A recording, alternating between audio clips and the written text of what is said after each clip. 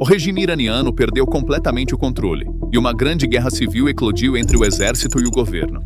Agora o exército está realizando um golpe contra o governo legítimo. O presidente Massoud Pezeshkian apareceu na televisão estatal na manhã de 7 de março de 2026 e anunciou ao vivo que eles se renderam diante de todo o mundo, mas, mais importante, diante de seu próprio povo. Devo aqui pedir desculpas aos países vizinhos que foram atacados pelo Irã, em meu próprio nome. Este pedido de desculpas levou o país à beira de uma guerra civil em vez de salvar Teherã.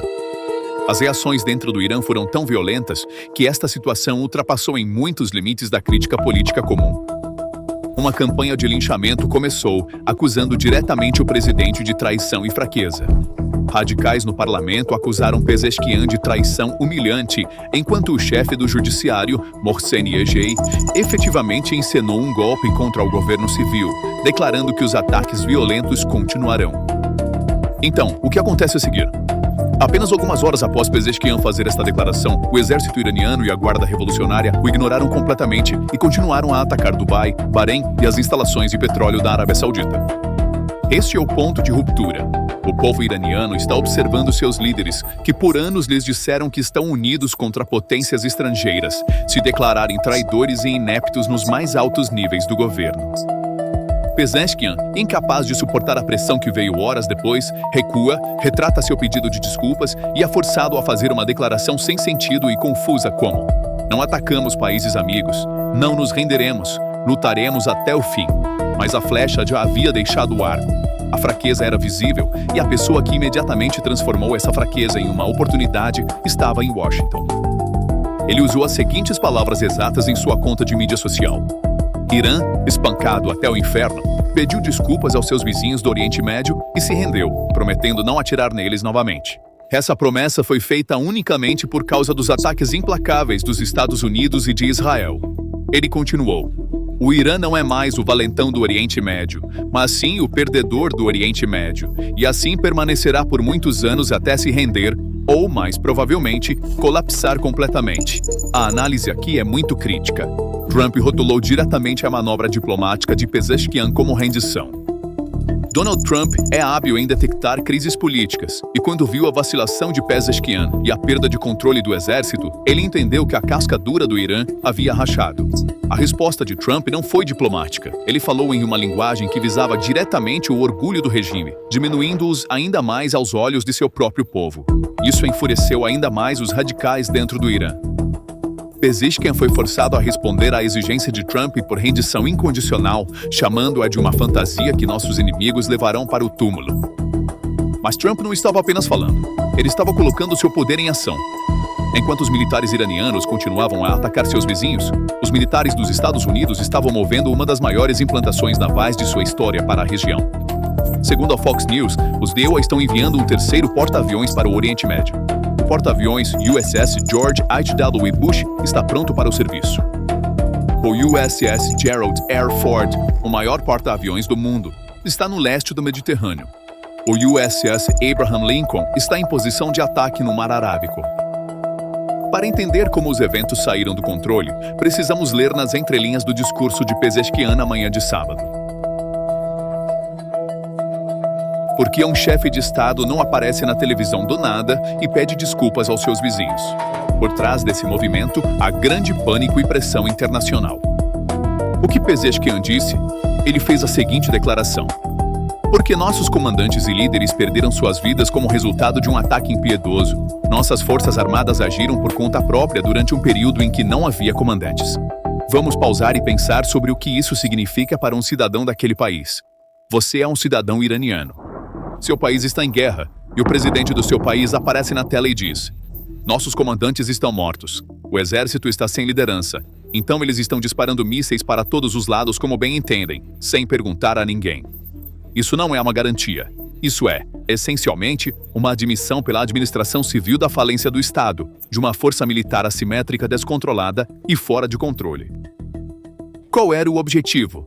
Acalmar os países do Golfo, porque o Irã, devido ao seu vácuo de comando interno, havia voltado toda a região contra si ao atacar aeroportos civis, hotéis e infraestrutura do Golfo que não eram partes da guerra.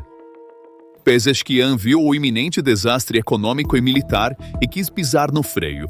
Ele afirmou que, por decisão do Conselho de Liderança interino, não haveria mais ataques aos vizinhos e que ele pessoalmente pedia desculpas por isso.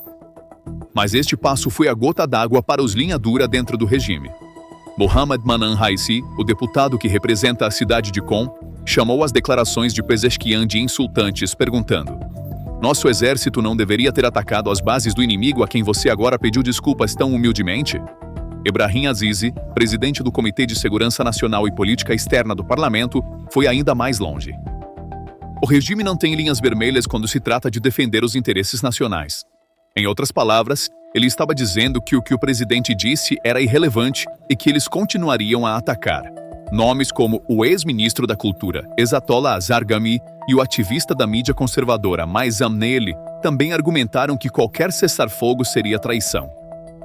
Olhe de perto o que aconteceu imediatamente após o presidente iraniano dizer: "Paramos os ataques. Peço desculpa." Porque este é o fim oficial da política civil e os guardas revolucionários, IRGC, efetivamente assumindo o controle do país. Apenas algumas horas após as declarações de Pezeshkian, explosões violentas ocorreram no aeroporto internacional de Dubai. Um drone caiu na pista do aeroporto de Dubai, um dos centros de trânsito mais movimentados do mundo, e todos os voos foram suspensos. A Emirates Airlines foi forçada a interromper as operações. Isso não foi tudo. Os Emirados Árabes Unidos anunciaram que detectaram 16 mísseis balísticos e 121 drones. A Arábia Saudita abateu vantes que avançavam em direção ao campo petrolífero de Shaibah, e um míssil balístico lançado na base aérea Prince Sultan, que abriga forças dos Estados Unidos. Sirenes soaram no Bahrein. A Jordânia anunciou que 119 mísseis e vantes foram lançados em direção ao seu território. O que isso significa? Significa isto: a Guarda Revolucionária, IRGC, declarou abertamente guerra à presidência e ao Conselho interino. A mensagem é: vocês não podem fazer diplomacia. Vamos atacar onde quisermos. E, na verdade, o primeiro movimento de Pezeshkian foi certeiro, porque agora haveria um preço a pagar pela agressão do Irã contra os países do Golfo, e esse erro desencadeou um novo evento. Em 8 de março, os Emirados Árabes Unidos se tornaram o primeiro país do Golfo a responder militarmente lançando um ataque contra o Irã.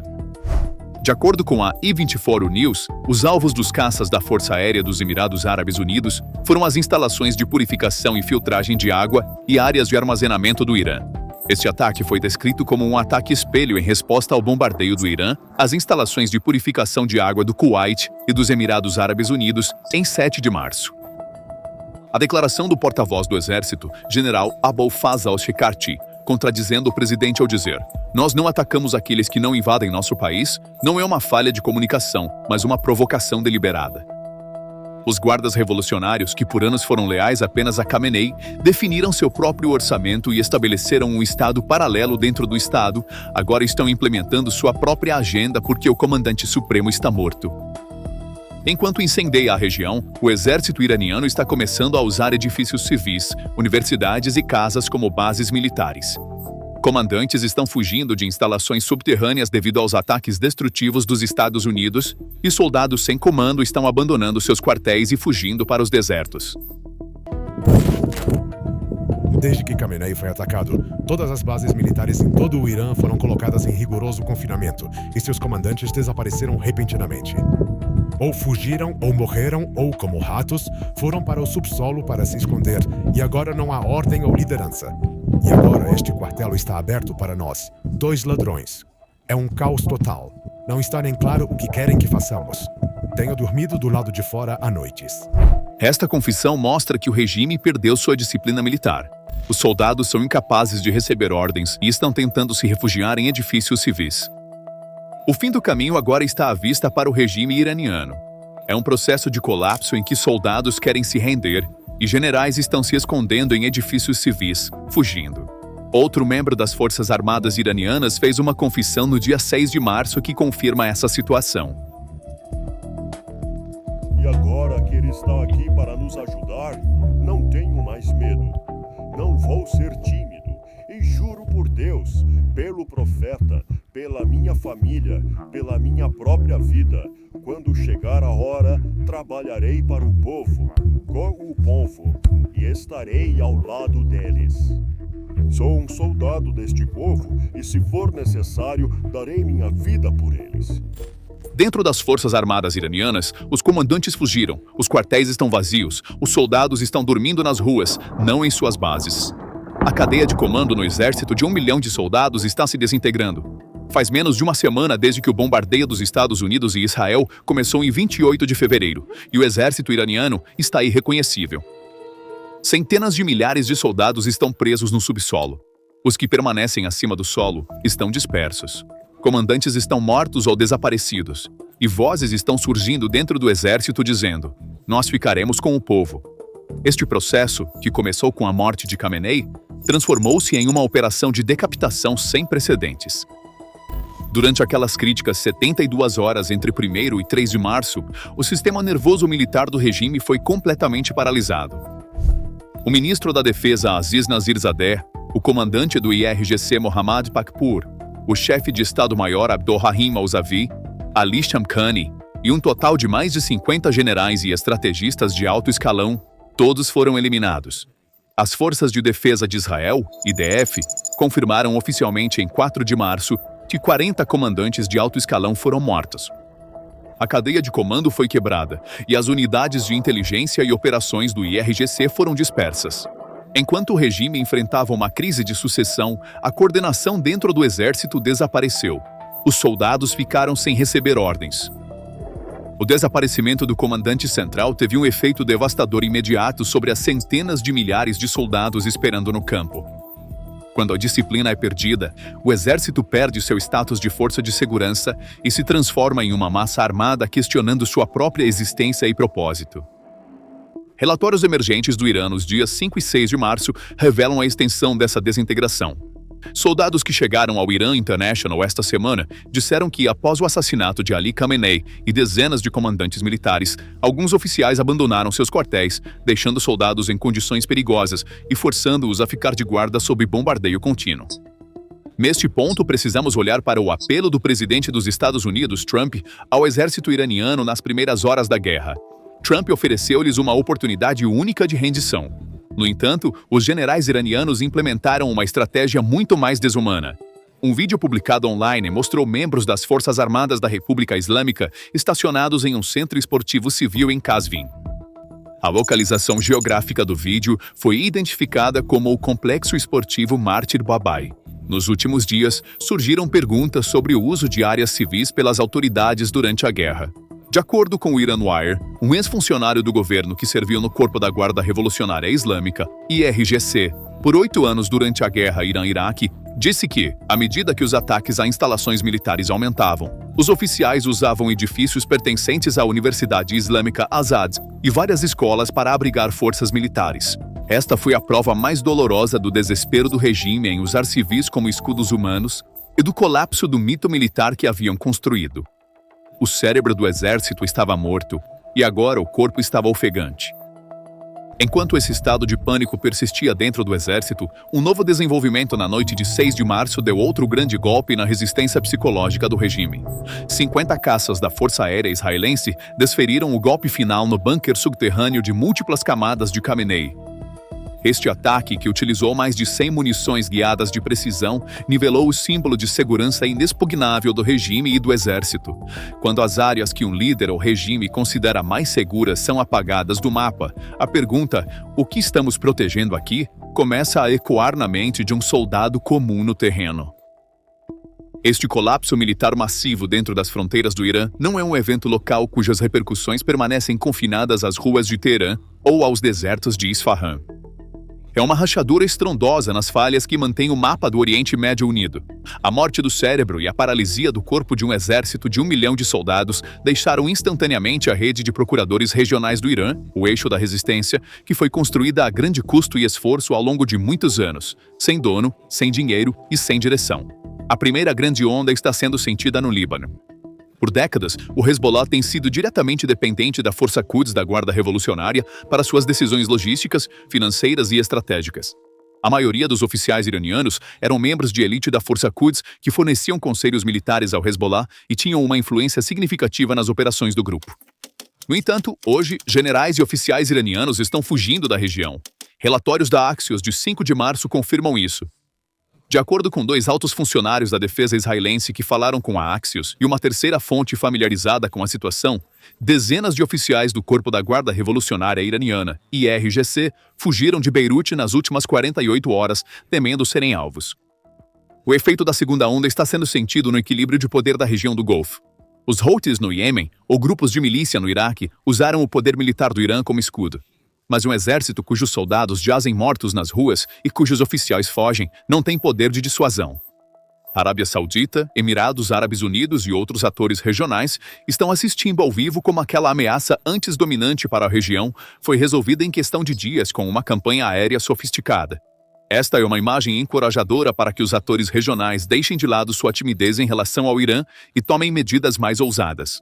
A exposição das fraquezas militares do Irã, de maneira tão clara e evidente, criou um vácuo de poder que irá remodelar a arquitetura de segurança do Oriente Médio de cima a baixo.